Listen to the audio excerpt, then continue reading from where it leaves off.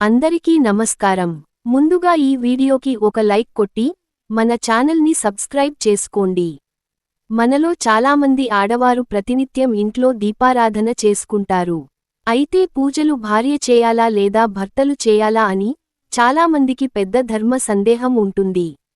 భార్య చేసే పూజలకు ఫలితం దక్కుతుందా లేదా భర్త చేసే పూజలకు ఫలితం దక్కుతుందా? అంటే మీ భర్త చేసే పూజలకు మాత్రమే రెట్టింపు పుణ్య ఫలితం దక్కుతుందని, మీ కుటుంబం మొత్తానికి అష్టైశ్వర్యాలు కలుగుతాయని మన వేద పండితులు సూచిస్తున్నారు.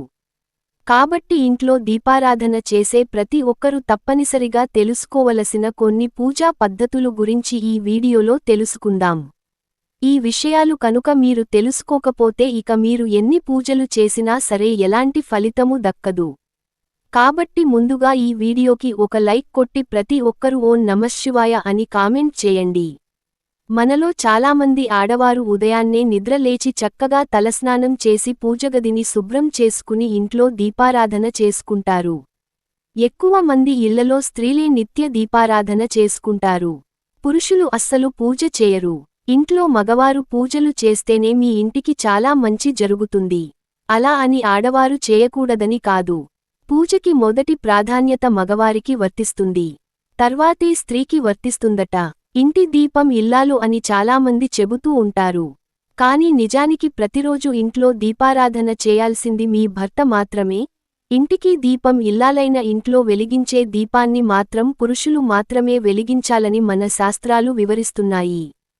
పూజా సంకల్పంలో కూడా ధర్మపత్ని సమేతస్య అని ఉంటుంది. అంతేకాని ధర్మపతి సమేతస్య అని ఎక్కడా లేదు.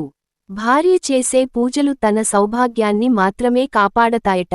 అంటే తన భర్త ప్రాణాలతో ఉంటే సరిపోదు కదా, ఆయురారోగ్యాలతో సుఖసంతోషాలతో తిరుగుతూ ఉండాలి.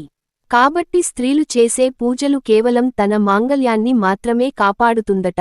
దీనివల్ల మనం అర్థం చేసుకోవలసిన విషయానికి ఏమిటంటే ఇంట్లో దీపారాధన చేయాల్సింది ఆ ఇంటి యజమాని మాత్రమే.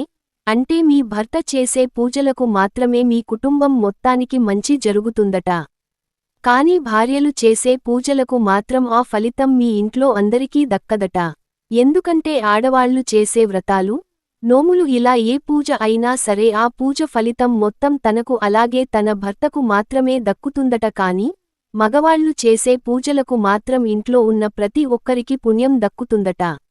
మీ ఇంట్లో పిల్లలకు, అత్తమామలకు, తల్లిదండ్రులకు ఇలా ఎవరైనా సరే పూజ ఫలితం ఉంటుందట. కాబట్టి మగవాళ్లు చేసే పూజలకు అలాగే యజ్ఞాలకు కుటుంబం మొత్తానికి అదృష్టం, ఐశ్వర్యం కలిసొస్తుంది. మరి ఇంట్లో మగవారు దీపారాధన చేయాలంటే స్త్రీలు ఏం చేయాలో తెలుసుకుందాం. పూజలో వెలిగించే దీపానికి చాలా శక్తి ఉంటుంది. దీపం వెలుగులోనే దేవతలు కొలువై ఉంటారు కాబట్టి పూజ గదిని మొత్తం అలంకరించి దేవునికి నైవేద్యం నివేదించి నీ భర్త చేతుల మీదుగా దీపం వెలిగిస్తే చాలు. ఇంటి మొత్తానికి మంచి జరుగుతుంది. భార్య భర్తలు కలిపి దీపారాధన చేస్తే ఇంకా రెట్టింపు పుణ్య ఫలితం లభిస్తుంది. కాబట్టి ఇంట్లో పురుషులు పూజ చేసేటప్పుడు స్త్రీలు నైవేద్యం వండటం, పూజ గదిని అలంకరించడం, పూజా సామాగ్రిని సిద్ధం చేయడం ఇలాంటి పనులు చేయవచ్చు. ఎప్పటినుండో మీ ఇంట్లో కూడా ఆడవారే పూజలు చేస్తుంటే వెంటనే అలవాటు మార్చేసుకోండి. లేదంటే మీ పూజ ఫలితం కుటుంబం మొత్తానికి వర్తించదు. భర్తలు చేసే పూజలకు మాత్రమే రెట్టింపు పుణ్యఫలితం లభిస్తుందని మన శాస్త్రాలలో కూడా వివరిస్తున్నాయి.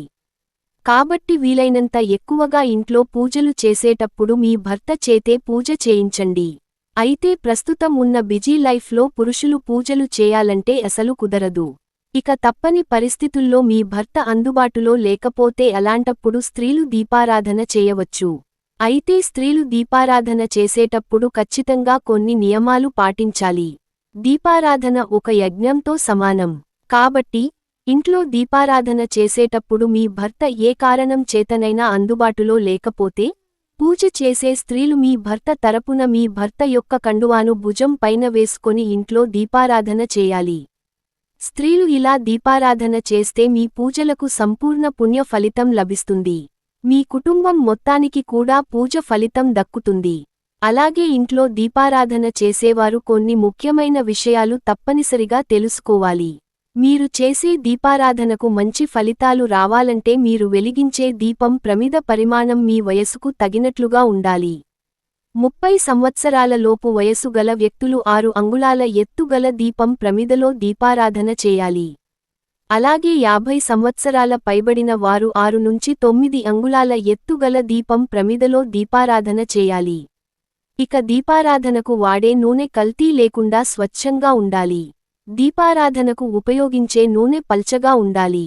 అంతేకాని ఆముదంలాగా చిక్కగా ఉండకూడదు. దీపం వెలిగించే నూనె చిక్కగా ఉంటే మీరు చేసే పనులు కూడా ఆలస్యంగా జరుగుతాయని, అదే దీపం నూనె పల్చగా ఉంటే మీ పనులన్నీ త్వరగా పూర్తవుతాయని నమ్మకం. అలాగే పూజలో ఉపయోగించే ఒత్తులు కూడా నల్లగా, మురికిగా ఉండకూడదు. పూజలో ఉపయోగించే ఒత్తులు పాల లాంటి తెలుపు రంగులో ఉండాలి. వెలిగించేటప్పుడు ముందుగా ప్రమిదలో నూనె పోసి తర్వాత ఒత్తులు వేయాలి. అంతేకాని ముందుగా ప్రమిదల్లో ఒత్తులు వేసి తర్వాత నూనె పోయకూడదు. పూజలో దీపం వెలిగించిన తర్వాత దీపం ప్రమిదను ఎట్టి పరిస్థితుల్లోనూ కదిలించకూడదు. ఏదైనా కారణం చేత దీపం కొండెక్కితే ఓం నమశివాయ అనే మంత్రాన్ని 21 సార్లు చదివి మరల కొత్త దీపాన్ని వెలిగించాలి. దీపం ప్రమిదలు ఎప్పటికప్పుడు శుభ్రం చేసుకుంటూ దీపారాధన చేయాలి. ప్రమిదలు శుభ్రం చేయకుండా దీపారాధన చేయకూడదు. అలాగే దీపారాధన చేసే సమయంలో దీపం ప్రమిద నుండి నూనె బొట్లు కారకూడదు. అలాగే పూజలో వెలిగించే దీపానికి ఖచ్చితంగా పసుపు రాసి కుంకుమ బొట్లు పెట్టాలి. అప్పుడే మీ పూజకు సంపూర్ణ ఫలితం దక్కుతుంది. అయితే మధ్యాహ్నం సమయంలో మాత్రం పొరపాటున కూడా దీపారాధన చేయకూడదు. అయితే ఈ నియమం ఆలయాల్లో వర్తించదు. దేవాలయంలో ఎప్పుడూ దీపారాధన చేయవచ్చు. వాస్తు ప్రకారం పడక గదిలో పూజ గది ఉండకూడదు. బెడ్రూంలో చేసే పూజలకు ఎలాంటి పుణ్య ఫలితం దక్కదు. మీ ఇల్లు చిన్నగా ఉంటే మీ వంట గది ఈశాన్యంలో పూజ గదిని నిర్మించుకోండి. ఇక పూజ చేసే ఆడవారు జుట్టు విరబోసుకుని దేవుడిని పూజించకూడదు. అలాగే కాళ్లకు మెట్టులు లేకుండా మెడలో నల్లపూసలు లేకుండా అసలు దీపారాధన చేయకూడదు. పూజ చేసే ఆడవారు కాళ్లకు పసుపు రాసుకొని మెడలో నల్లపూసలు ధరించి పాపిట్లో కుంకుమ బొట్టు పెట్టుకుని దేవుడిని పూజించాలి. ఇక ఇంట్లో దీపారాధన చేసేటప్పుడు ఖచ్చితంగా దైవమంత్రాలు జపించాలి. దేవుని మంత్రాలు చదువుతూ దేవుడిని పూజిస్తే ఆ పూజకు కొన్ని వేల రెట్లు పుణ్యఫలం లభిస్తుంది.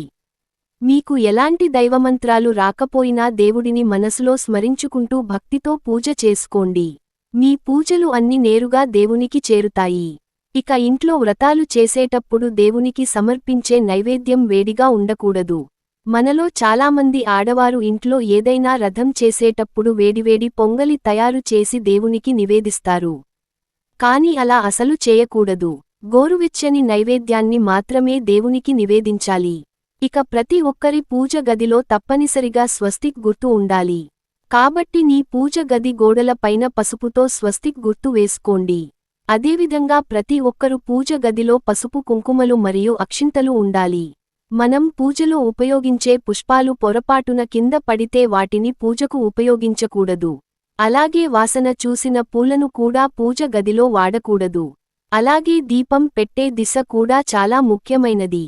నువ్వుల నూనెతో దీపారాధన చేసేవారు దేవునికి ఎడమవైపున దీపం వెలిగించాలి. అలాగే ఆవు నెయ్యితో దీపారాధన చేసేవారు దేవునికి కుడివైపున దీపం వెలిగించాలి. అలాగే శివుడిని పూజించేటప్పుడు శివుడి చిత్రపటానికి ఎడమవైపున దీపం వెలిగించాలి. అదేవిధంగా మహావిష్ణువుని పూజించేటప్పుడు మహావిష్ణువునకు కుడివైపున దీపం వెలిగించాలి. అదేవిధంగా అమ్మవారిని పూజించేటప్పుడు అమ్మవారికి ఎదురుగా దీపం వెలిగించాలి. అలాగే శనివారం పూజ చేసేవారు మీ పూజ గదిలో ఉన్న వెంకటేశ్వర స్వామి ఫోటో ముందు పిండి దీపాలు వెలిగిస్తే ఆ వెంకన్న అనుగ్రహం తక్షణమే లభిస్తుంది.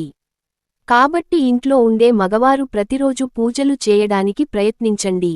లేదా కనీసం వారంలో ఒక్కరోజైనా ఇంట్లో దీపం వెలిగించండి. ఇంట్లో మగవారు దీపం వెలిగించకపోతే ఆ ఇల్లు అభివృద్ధిలోకి రాదు. ఈ వీడియో నచ్చినట్లయితే ఒక లైక్ కొట్టి మీకున్న ధర్మ సందేహాలకు కామెంట్ చేయండి. ఓం నమఃశివాయ.